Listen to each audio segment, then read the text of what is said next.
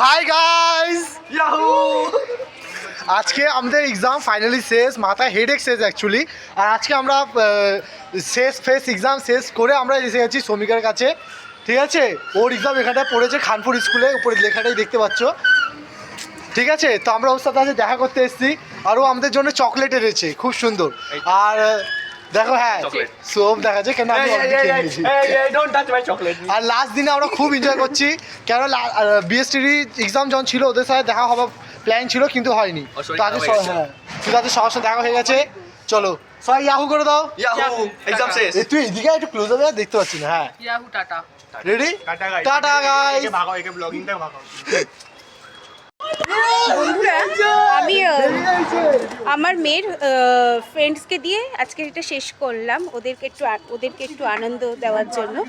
তা কেমন লাগলো ওর গলাটা অবশ্যই কিন্তু কমেন্ট করো। চলো আজকের মতো এখানে টাটা।